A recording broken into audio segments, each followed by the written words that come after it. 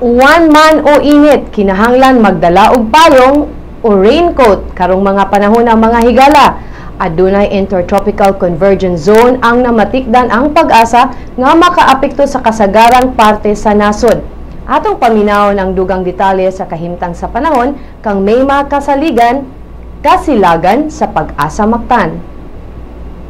Mayong buntag, ang pinaka-latest weather forecast karong adlaw, intertropical convergence nakapekto sa Sabagatang Banog, Luzon, Visayas ug Mindanao. Tungod na ning sistema ang Metro Cebu ug ang Tibuok Visayas makasinati ang mapangadonon ngadto sa madag-o man ang kalangitan inubanan na ng panagsang pag-ulan, panugdog ug kilat. Hinay nga to sa kasarangan na hangin ang moros gikan sa bagatan ngadto sa Bagatan Silangan ug ang kadagatan malinawon ngadto sa kasarangan. Agwat ang temperatura din sa Metro Cebu gikan 25 hangtod 32 degrees Celsius ang adlaw mosala pala 5:52 sa hapon.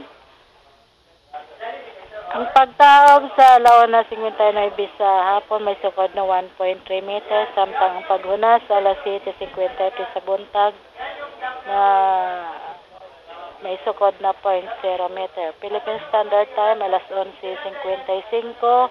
Gikan sa Pag-asa Visayas de Oeste, may kasilagan, mga buntag.